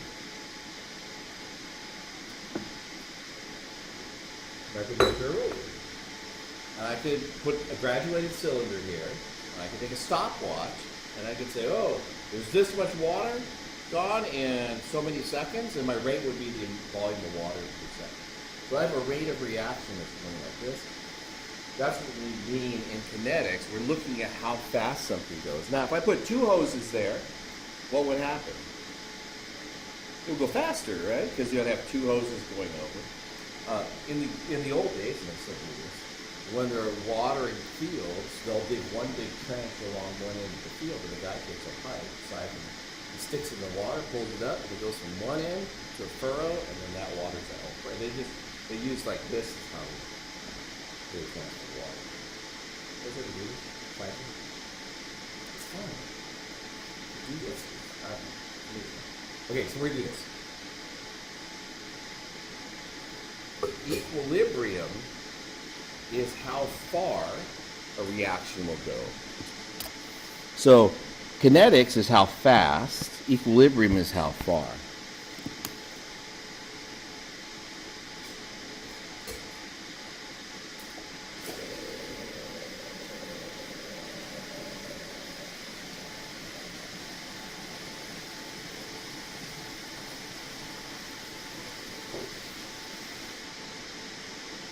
I think this will work, but I'm not sure.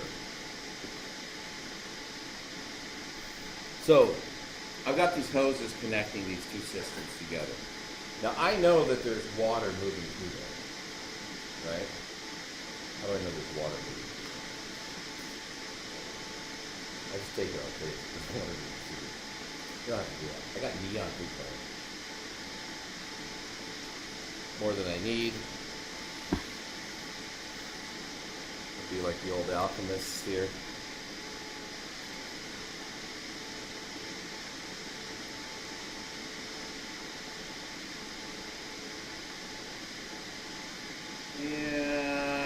see it? Okay. Oh, you guys back there can't see it. Let me move all this out of the way. But the hose has got color to it now. And what do you see coming out of here? So the rate at which the color is coming out, it doesn't matter really how far it's separated. It's like this. So I'm knocking. The rate at which this liquid is coming out here, or the way that going through the tube, that's the rate of the reaction. Equilibrium is how far it goes. Now the question is, how far will it go?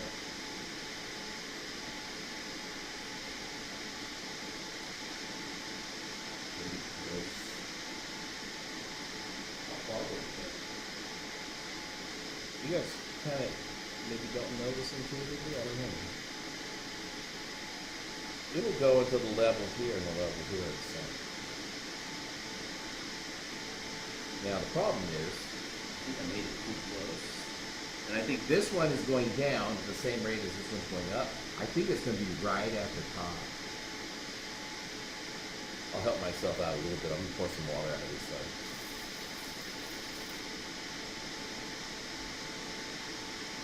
Kind of slow, huh? It would help. It would go faster if I put a second hose in. And you could make the reaction go faster. Like this is like an analogy for a reactor. A reactor is a product, right? I could make the reaction go faster by adding another pipeline to it.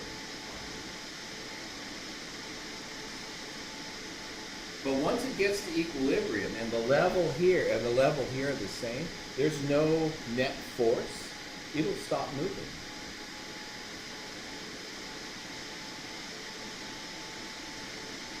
You can still go in. Sometimes you get an air bubble and it stops it. Oh yeah, so slow. It's going down really slow.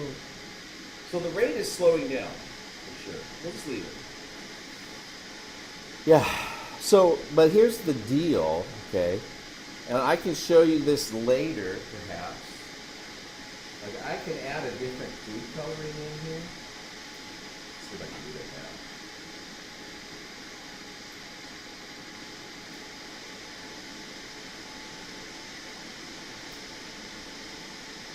Yeah, it's not dark enough.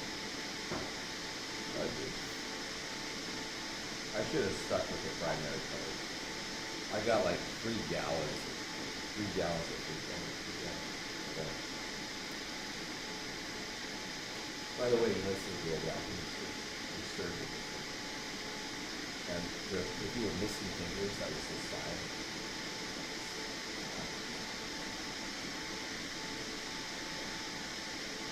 Yeah, so I don't know if you're going to be able to see this because it's too dark.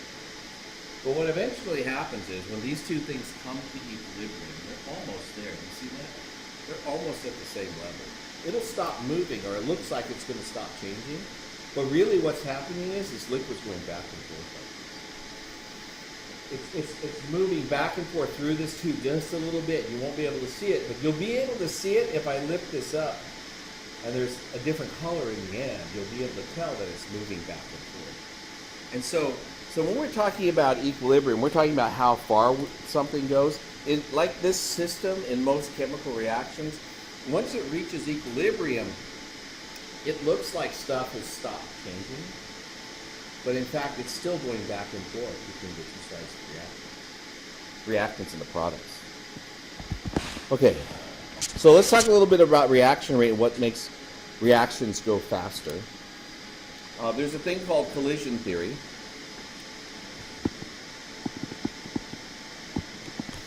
And in collision theory, it's pretty simple. If you want two things to react, they have to run into each other.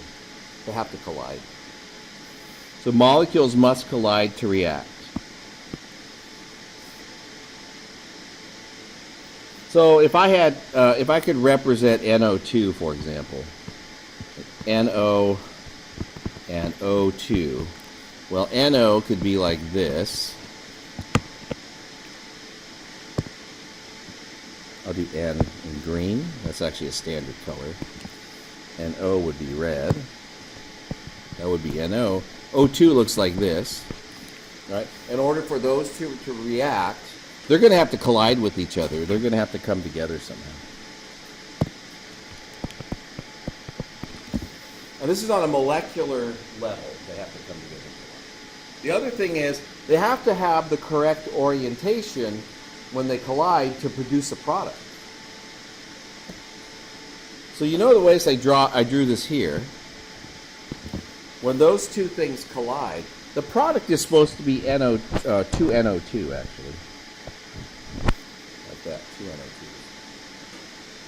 That means that oxygen has to transfer from the O2 to the NO. In other words, when they collide, the orientation actually has to not be like this. This is not proper orientation.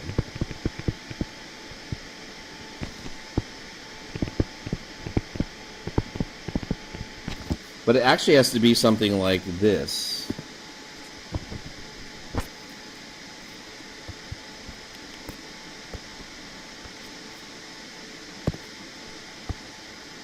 Because what happens is this guy, he runs into the other side of the NO molecule. And what comes out at the end is actually a weird product. But eventually, there's a couple of steps here. You're going to get NO2. And NO2 will look like this. There's a nitrogen, and it's going to have two oxygens on it.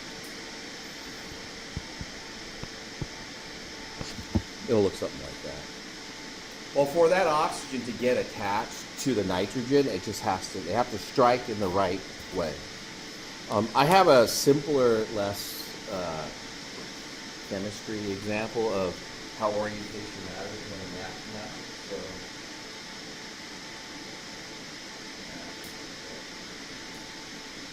we're two molecules, we're going to have a chemical reaction. It's stand like this, that's going to hurt. When you shake hands, right? No, not. That's true. I said perfect. So, like, if we do this, that's the correct product they handshake. If I go like this and they go like this, you can't handshake this way. It doesn't work. Right? So, in order for a reaction to take place, molecules have shapes. Your hands have shapes. They have to come together in the right way in order for a reaction. Well, I actually have one more that I can do that by myself. So the orientation of molecules has to be correct. They have to collide. They have to have the right orientation. Then they have to have enough energy. Right? There's plenty of times you have not had enough energy for a reaction. Like, oh, you got to clean your or like, my arm right now is really tired because I'm doing a lot of baseball games.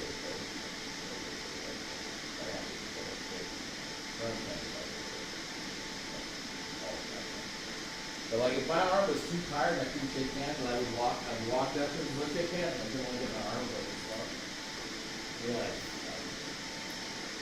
so you have to have enough energy. You have to have the thing called the activation energy. That's how much energy you have to have. And it's going to be different for every reaction. But it's the energy needed to react.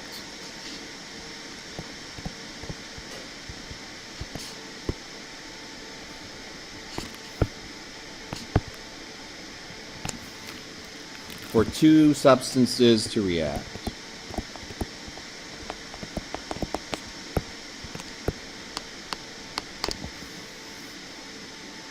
And again, it's different for every reaction, depending on the shapes of the molecules and all kinds of stuff. Okay.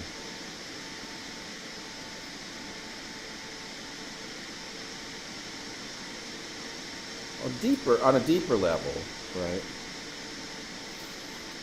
What do you have to do when you take an oxygen from here and you attach it to there?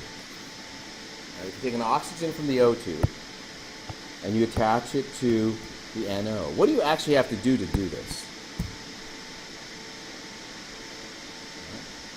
You have to break some bonds. You have to break the oxygens apart from each other because one of the oxygens will go to one of the NOs. And that other oxygen goes to the other NO. And so the activation energy, generally speaking, is the energy required to break bonds so that new bonds could be formed.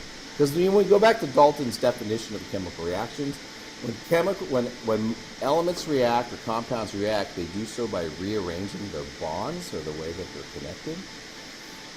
Okay? The activation energy is that energy needed to break the bonds.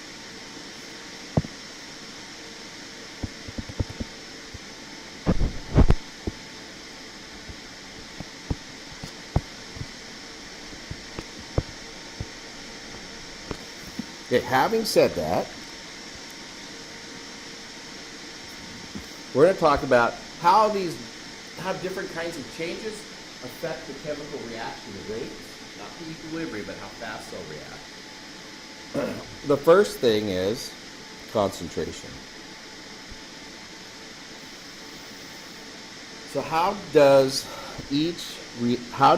reaction rate change with each of the following? So we're going to look at changing concentration. And the things that we have to consider are three things. We have to consider collisions. We have to consider the orientation. We have to consider the energy. Those are the three factors in collision.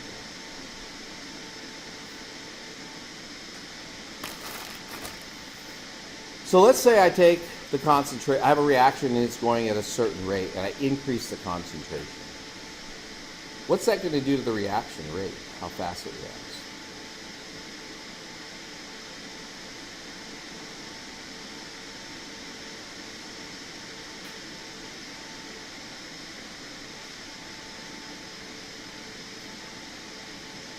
Right.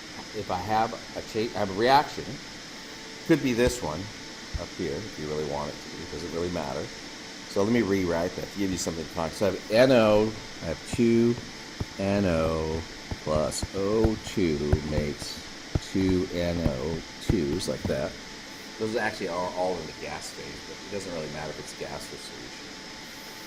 And I increase the concentrations of NO and O2. What is that going to do to how fast the reaction goes? Now, what's that? Speed it up. Why? Yeah, there's more of them to come together, right? So if you increase concentration,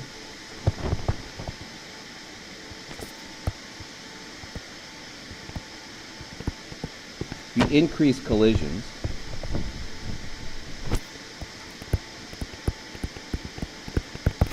And even though the percentage that come together the right way or the percentage that have enough energy don't change when you change the concentration, there's just more of them colliding, so more of them will react. Right? Increased collisions means increased reaction rate.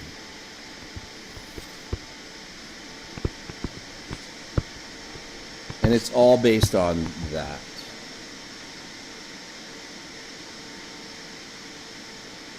This next one you kind of know intuitively, increasing temperature.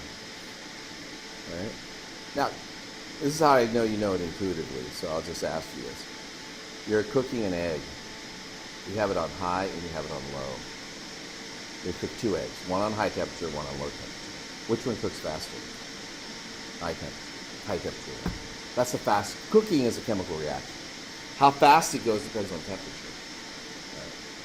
And it's a little more subtle than that when you're actually cooking food, because you want to get the middle cooked, or you want the middle to be, there's all kinds of things. But generally speaking, higher temperature cooks faster. So temperature, though, right, we're not talking about increasing the concentrations. We're mostly talking about increasing energy. So by increasing the energy of the molecules that you're trying to react, you can get the reaction rate to go faster. So really, energy of the molecules is affected.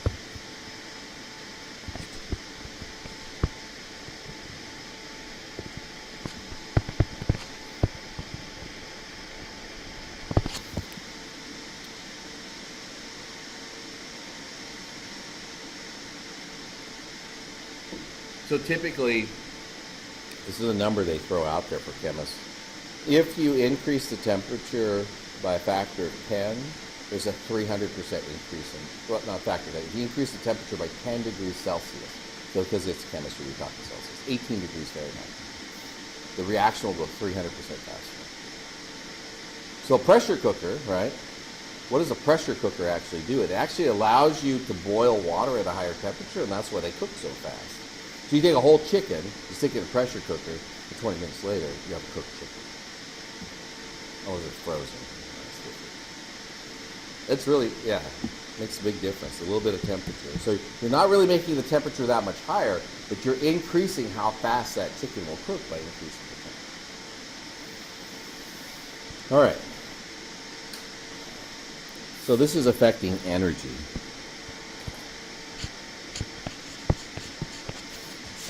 So let me rewrite it like this. More molecules have enough energy to react.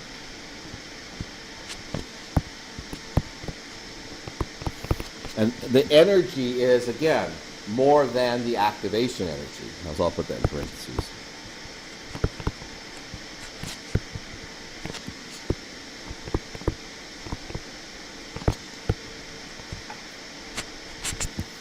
Energy. There we go. That's close enough to energy to me. Okay. So we're talking a little bit about equilibrium. By the way, I think the system has come to the liquid doesn't look like it's moving. I'm going to try something over and pull this out. You can see, there was a little bit of green in the end. Now there's a lot of green in the end.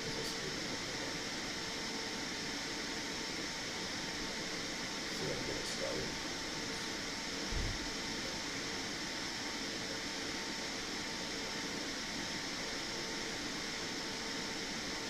You about to do this at home. It's hard to get started. There's not a lot of liquid. And you don't want to stop it. That's not going to go easier. It's easier to go the other way.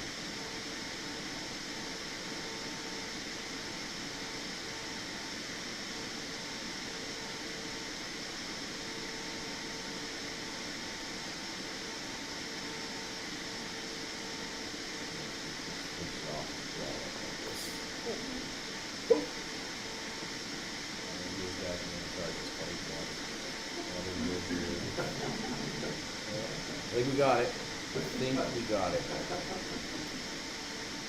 Yeah, exactly.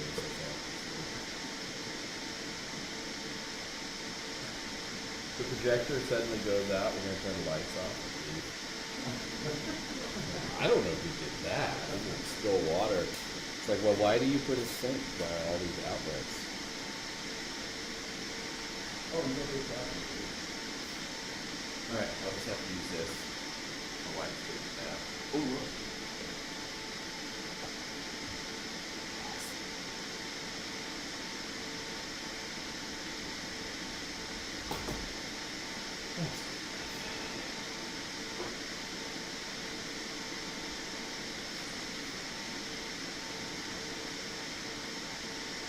So you guys okay with the concept of equilibrium and kinetics? We're going to do a couple of math-like problems.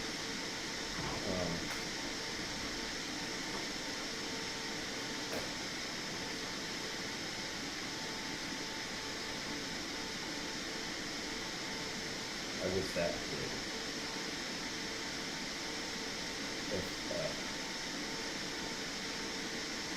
I'll just tell the story about it. When we had our fourth child, the kid got it. And climbed up, he was like 2 years old, climbed up on top of the stove, climbed up to the microwave and stuck a bunch of stuff in it. Turned it on. He was that kid. He wanted to get out of the backyard. And again, this is all around the age of 2 or 3. Wanted to get out of the backyard. We had a little side yard. Finds a screwdriver and takes the gate off.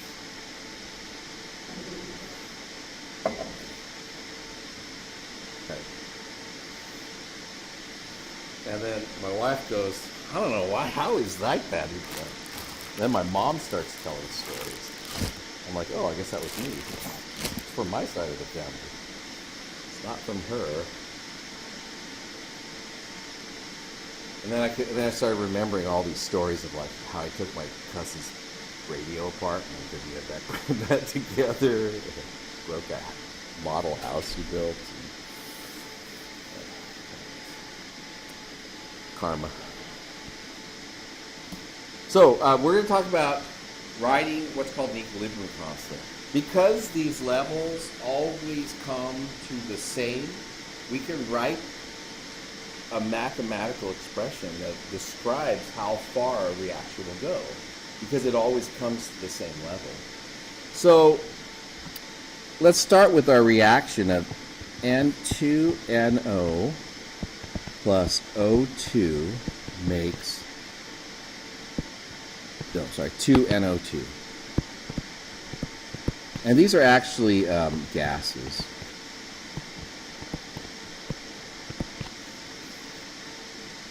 If we want to write an equilibrium constant for this, we always put the products over the reactants. So it's going to look something like this, and this is not complete yet. We're going to go K, this is the equilibrium constant.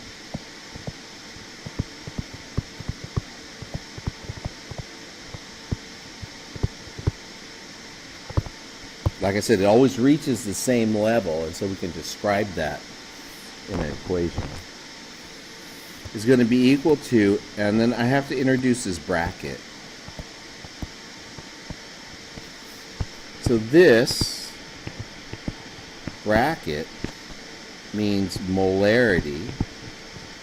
This is why we had to do molarity. It's the concentration of the NO, okay, or the NO2 inside the container where it's reacting. Now this is a gas, so it's usually a closed cylinder or something like that. And then divided by NO and divided by O2. So that's not quite done yet. There's a little bit more that has to go in there. I'm going to change the color and make it different color so you can see it. You remember how it's dependent on, the reaction rates are dependent on things colliding? So really, in this reaction, you can kind of think of it like, well, I have two NOs colliding with an O2, so I have to have maybe NO in there twice, because they have to collide. And so what ends up happening is, in order to make this thing constant, you have to have a 2 here, and a 2 here. And those 2's are these 2's to indicate how many have to come together in the reaction in order for the product. So if you reach equilibrium again, even though I squished most of the water. I like that.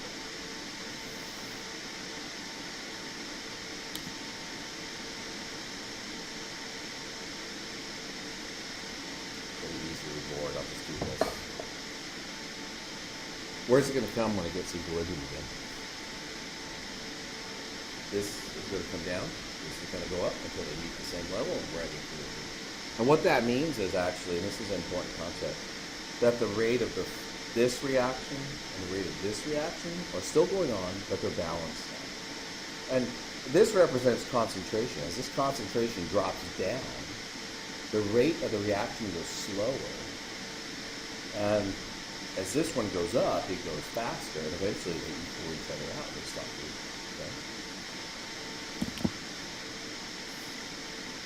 Okay, so this is some terminology that goes along with equilibrium constants, and then we'll maybe do some calculations, or maybe we'll be done for the day, because we've done quite a while.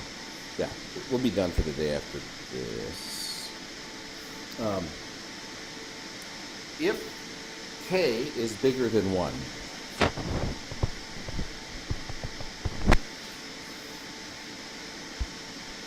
in general, what we say, because if K is bigger than 1, the products, that's this,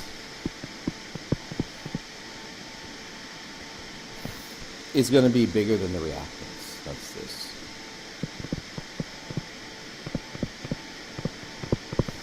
So if there are more products than reactants, K is bigger than 1, we say it's product favored.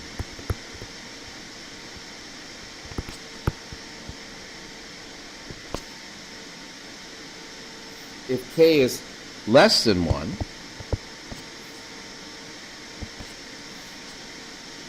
then we say it's reactant favored.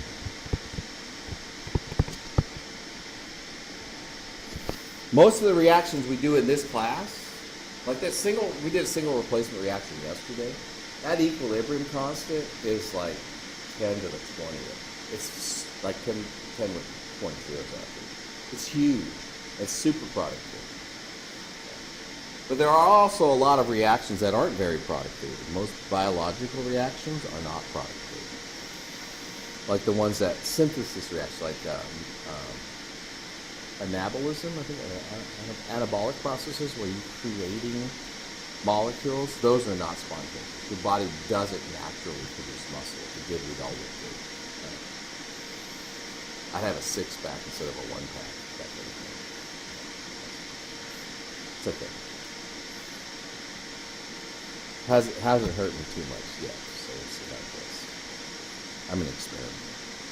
All right, so we're done with lecture. That's actually 2 hours. Solid lecture at least. And then we'll take a break till noon. We'll meet at the lab and do the worksheet, and I'll print out like 10 copies of the worksheet. So if you don't have one, don't worry about it. I'll bring it.